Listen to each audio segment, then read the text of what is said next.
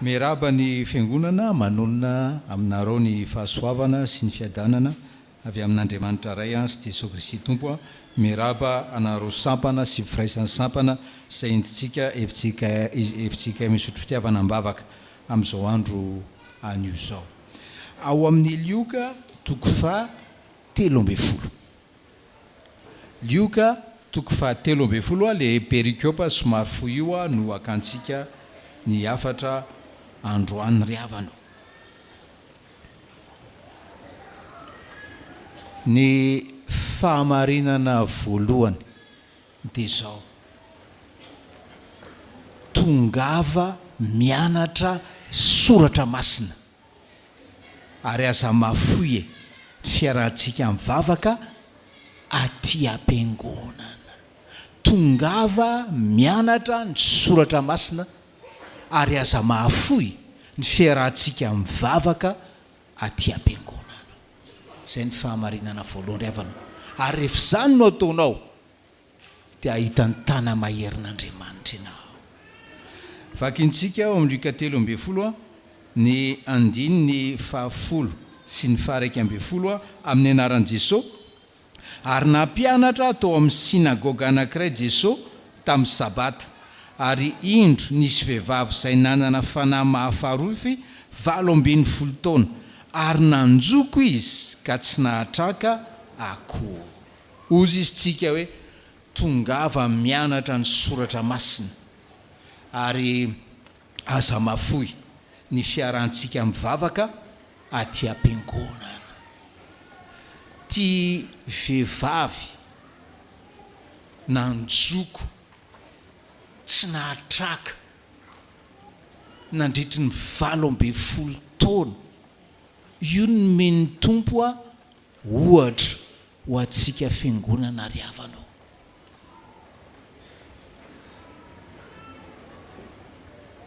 Efa voalaza tamin'ny louange teo fa amafisina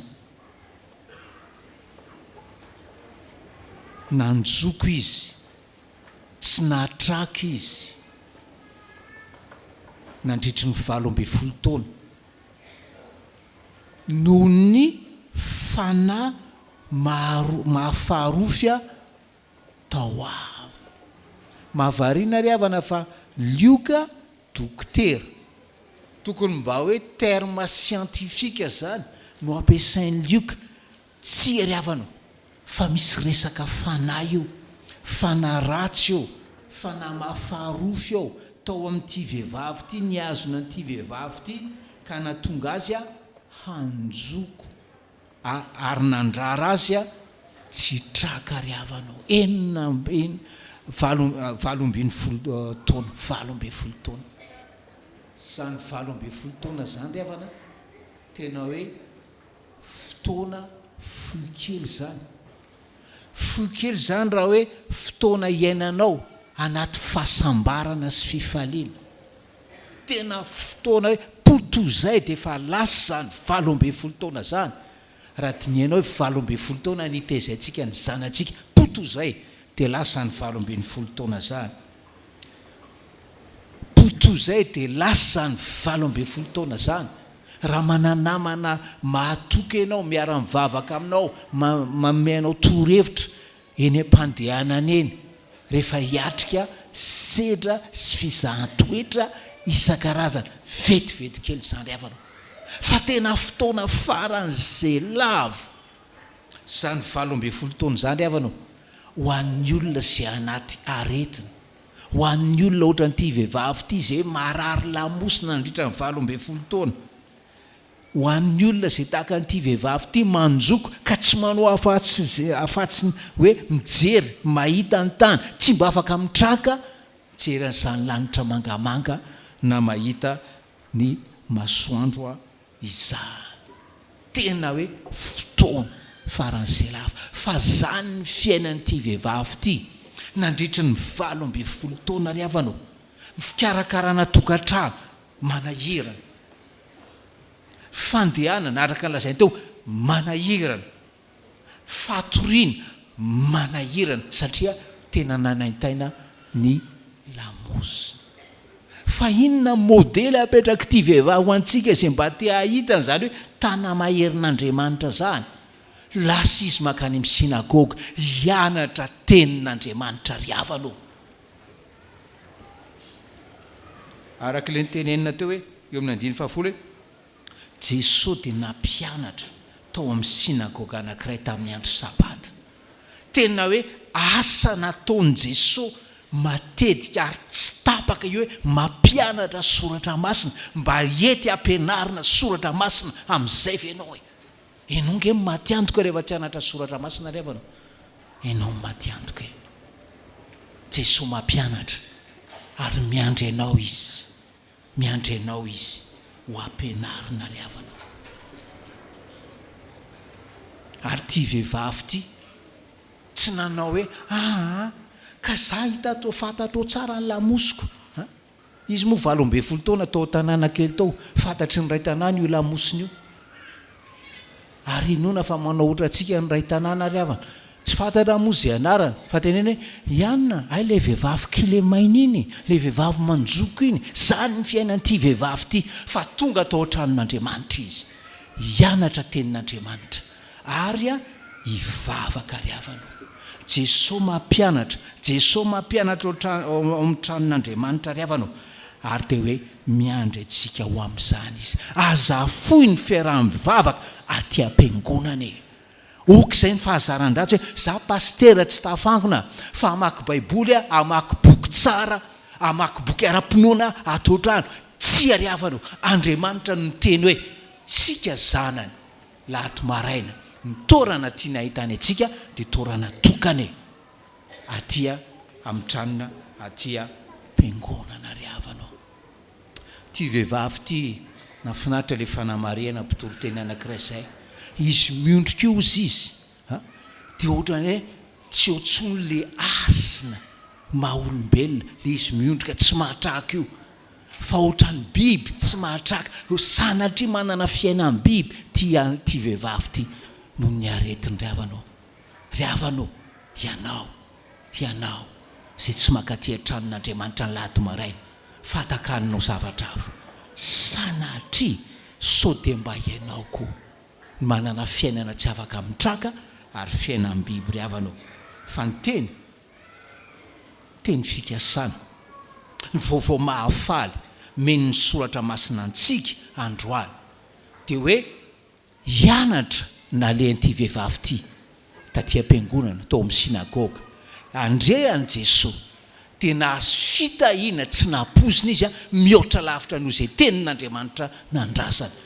Saotra an'Andriamanitra ry havanao amin'izay olona vitsy anapa-kevitra hoe ay mazava ny afatra tompo za te ahita ny tanamaherinao anapa-kevitra amin'izay hianatra tenin'Andriamanitra ary isorako Andriamanitra fa misy fampianarana soratra masina ato amin'ity fiangonana ity ry havanao ary avelako amin'izay ny atsangatsaha-manorana anafenako ny alahelo ny akamoko sy ny fahalainako ara-panahy hoe za indray dia tsy afaka amin'izany pastera ianao ny maty antoka diso anjara ianao amin'le fitahiana omanin'i Jesosy ho an'izay olona te iona aminy ao amin'ny sinagoga ao am-piangonana iaino ny fampianarana.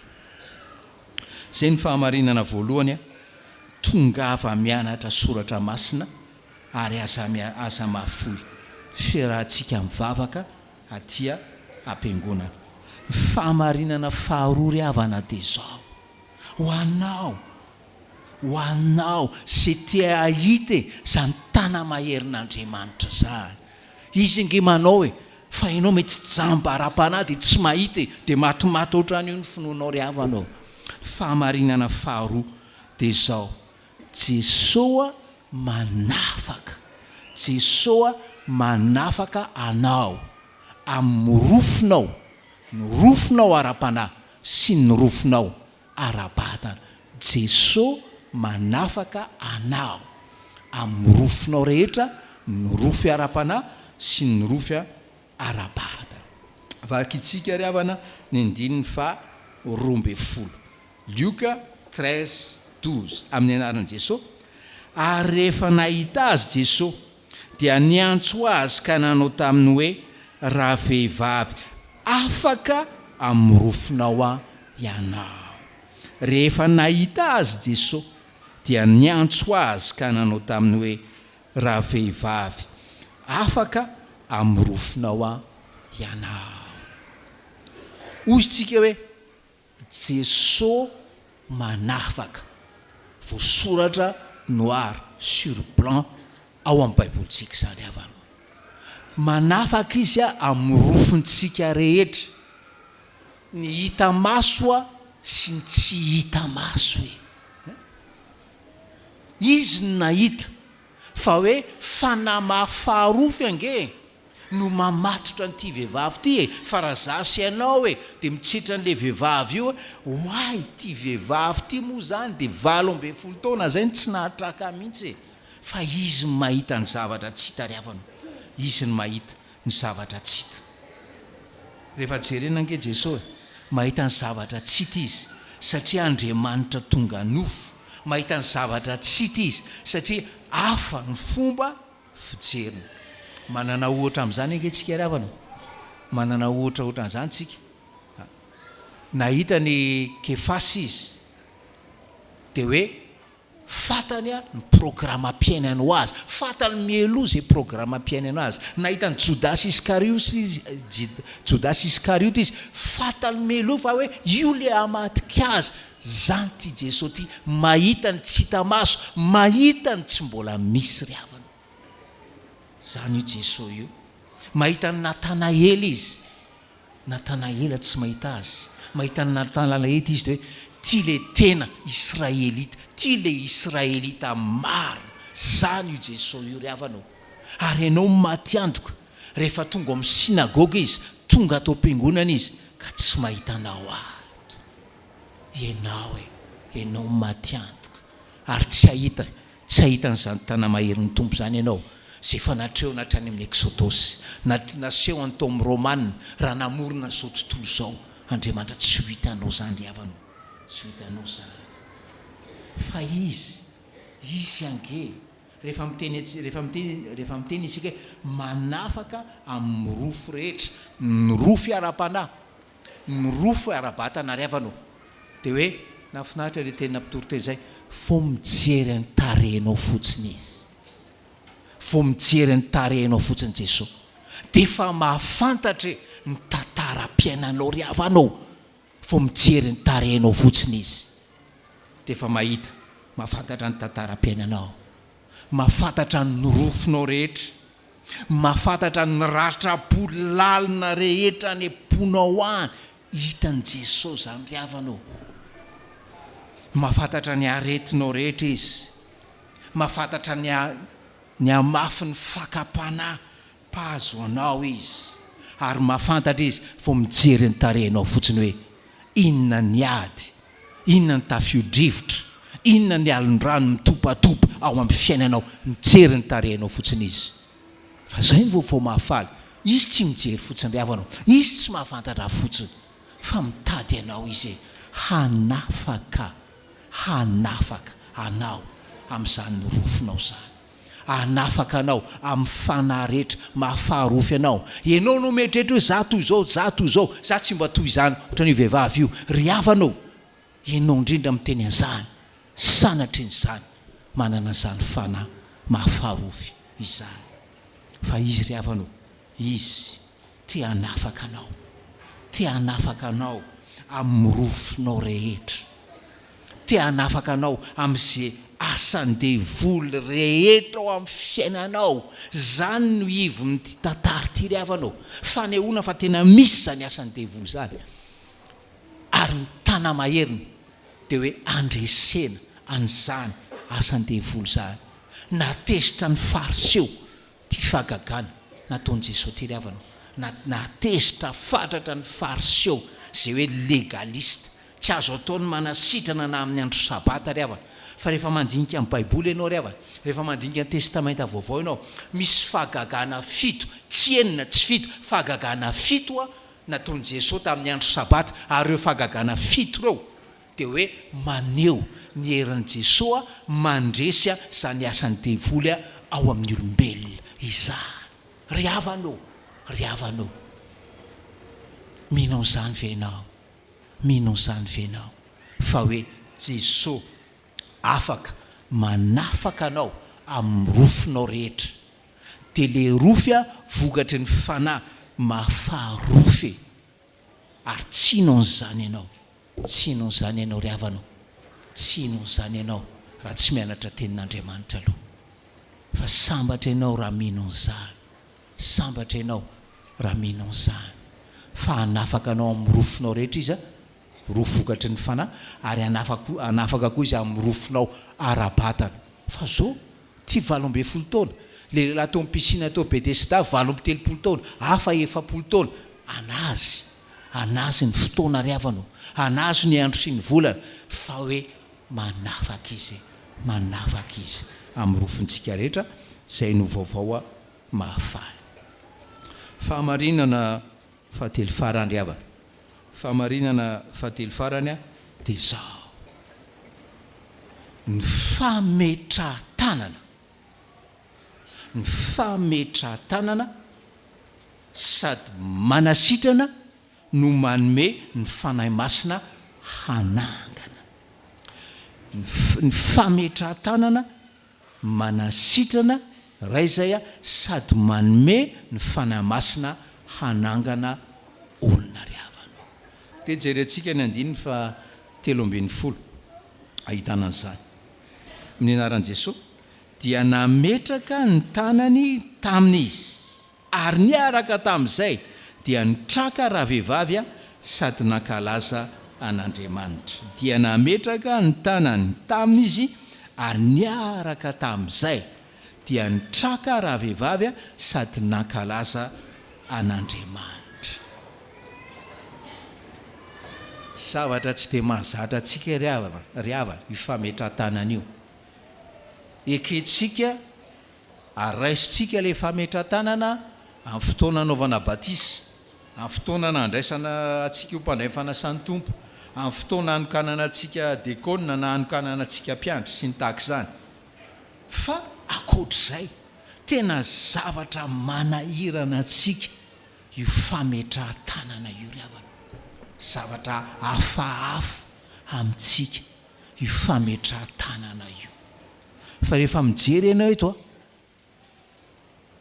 indrome taona zavatra nataon'i Jesosy tamin'ity vehivavy ity, eo amin'ny 12 nahita an'ilay vehivavy Jesosy, ary mario kely fa hoe le vehivavy tsy nangataka na inona, izy teo any amin'ny sinagoga fotsiny nianatra, izy teo any amin'ny sinagoga fotsiny niainao Jesosy, fa Jesosy nahita azy dia niantso azy. Ary mario ihany koa manarak'izany, tsisy filazana na kely ary momba ny finoan'ity vehivavy ity, fa io nakany amin'ny sinagoga izy hianatra ary iaino an' Jesosy. Dia hoe 12 nahita azy Jesosy, dia hoe afaka amin'ny rofinao ianao, afaka amin'ny rofo, afaka amin'ny fangejana sy le fatora le fanaratsy, afaka amin'ny fatora le fanahy mahafaharofo ry havanao, le vehivavy. Ary zany ny asan'i Jesosy ry havanao, isaky ny manantona azy ohatran'izany tsika, hitany io fanahy ratsy eo amintsika io, dia ahafahany amin'izany isika. Ary zany mazava-dehibe ny mianatra tenin'Andriamanitra sy ny makaty am-piangonana. Bon, maintenant misy fanahy tena io matanjaka sy mahery ny fanahy hafa, dia mila hoe esana manokana, mila hoe alefa ny mitoby mihitsy azy. Fa izay nataon'i Jesosy tamin'ity vehivavy ity dia marina amin'izay mpino rehetra mitady azy eo amin'ny Baiboly, mianatra azy, mianatra ny heriny ao amin'ny Baiboly, ary mitady azy marina aty am-piangonana. Izany hoe indrome taona le izy, afaka amin'ny rofinao ianao, fa mbola tsy mitraka le vehivavy, mbola tsy afaka aretina le vehivavy, fa afaka amin'le rofy, amin'le asa le fanahy izy. Fa inona mampitraka an'le vehivavy ry havana eto? Inona mampitraka le vehivavy? Mazava be le tenin'Andriamanitra, dia nametraka ny tanany tamin'izy, ary niaraka tamin'izay dia traka raha vehivavy. Tady diory fiangonana malalo manompoko izao. Io hoe fametrahan-tanana atao aty am-piangonana, fa tsy atao any an'elakelatrano io, na atao any tokantranonao, ataona mpanompon'Andriamanitra irahan'ny fiangonana. Io fametrahan-tanana io ry havanao dia zavatra nataon'i Jesosy ary hitantsika eo manasitrana izy ary efa mitoy hoe mampitraka dia hoe ny fanahy masina mamehery anao hitrakana arak'izany teny izany. Fa rehefa tsy eo ny fametran-tanana, rehefa tsy eo ny herin'ny fanahy masina ry havana, dia zany no ahitana olona, zany no ahitana olona mitanondrika lava, resy lava, manjombonjombona lava, satria tsy manovo hery izy, tsy mandray hery izy amin'io fametran-tanana io. Malahelo aho miteny aminareo ry havana, fotoana maharitraritra zay ny rahantsika teto manomboka mifankalalitsika. Ary za dia mahafantatra mihitsy hoe eo ihany moa le zanakabelezana. Fa misy olona tena mitsoka ny tia laty faharoa tia satria mitsoka le fametran-tanana io. Hevi-diso zany havanao. Hevitra avy amin'le fanahy mamitaka ao aminao, tsy akanisanao amin'le fametran-tanana. Hevitra avy amin'ny devoly izany. Misy karazany roa ry havana. Ny olona tiany Jesosy hoe ampitrakana amin'izao maraina izao. Dia le olona samy tonga aty an-tranon'Andriamanitra zany. Tsy le olona tsy amin'ny arabe aty zany, fa le olona samy tonga aty. Mizara roa manko tsika eto araka le filazantsika mandavataona hoe misy olona ato tonga ato izy nefa mbola tsy mino. Tsy zay le problème, tsy mihitsy le problème ry havana. Fa fatarinao mbola tsy mino io fa ianao mbola tsy mino io, mbola andevoziny le fanahy mahafaharofy, andevoziny fanahy isan-karazany ianao. Zany no mahatonga anao tsy mino ohatran'io, nefa pakaty am-piangonana ry havanao. Fa zao ianao hitan'ny tompo ianao amin'izao maraina izao. Hitan'ny tompo ianao na hoe satria ianao tsy mino, tsy mitady azy manokana ianao. Hitany koa zany fonao tsy mitady azy zany, hitany zany fonao tsy misento amin'izany lanitra zany, fa hitany ianao amin'izao maraina izao ry havanao. Ary tehiteny aminao izy tahaka ny tenenany tamin'le vehivavy ato amin'ity tantara ity hoe afaka ny rofinao, afaka le asan'le fanahy mahafarofy anao. Ary za ampitrakanao, ampisainanao ny lanitra izay misy ankehitriny ary hiandrasako anao. Fa raha tsy izy ry havanao no miasa aminao izay tsy mino, dia hoe ho marina le tenin'ny mpitoroteny fito telo amby folo hoe iza moa no mahitsy izay nataon'Andriamanitra omeloka. Ianao tsy mitraka mijery ny lanitra io, i Andriamanitra angenanao an'io fa Andriamanitra amin'izao maraina izao te hikasika ny fonao ary mandinika anao izy. Anaiky ve ianao? Anaika ampitrakany ve ianao? Zay ny karazan'olona voalohany ato ny fiangonana amin'izao maraina izao ry havana. Ary ny karazan'olona faharoa dia hoe ny zanak'Andriamanitra. Tena zanaka, tena nanolo tena tokoa an'Andriamanitra, nandray an' Jesosy ho tompo sy mpamonjy tamin'ny fony, nefa mbola manana an'izany fanahy mahafaharofy izany ry havanao. Mbola voafatotry ny ohatran'izao na ohatran'izao. Ka mitanotrika hozy ny mpanao salama, mijoretra indrindra tozy izy ny mpanao salama ary misaona mandrakariva. Inona no mampitanondrika an'ilay zanak'Andriamanitra, tena zanak'Andriamanitra nefa tenenina izy hoe mitrakay ianao tena tsy afaka, tena tsy vitako. Mbanjiny lanitra tena tsy afaka, tena tsy vitako. Zany no ambetindresina ry havana, tsy afaka, tsy vitako. Ary maro ny zanak'Andriamanitra manana hoe tsy afaka, tsy vitako ray taonina ao amin'ny fiainanao ry havanao. Tenenina ianao zanak'Andriamanitra, ajanony amin'izay re io fisotroana sy fimamoana io, tena tsy afaka, tena tsy vitako. Tenenina ianao zanak'Andriamanitra, okizay re no mijery an'io pornografia io, tena tsy afaka, tena tsy vitako. Okizay re io kizitina lava amin'ny ankonanao io tena tsy afaka, tena tsy vitako.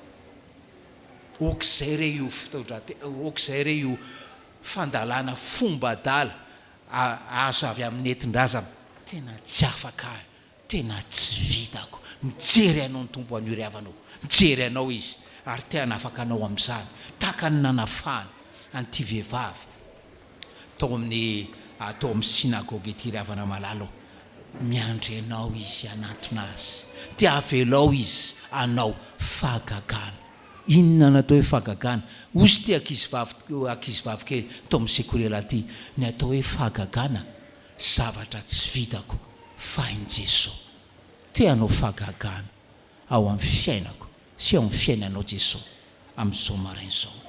Zao le fahamarinana telo hitantsika. Fahamarinana voalohany dia hoe tongava mianatra soratra masina ary aza mafoya ny fiaraha-mivavaka aty am-piangonana. Andao averintsika hoe tongava mianatra soratra masina ary aza mahafoy ny fiaraha-mivavaka aty am-piangonana.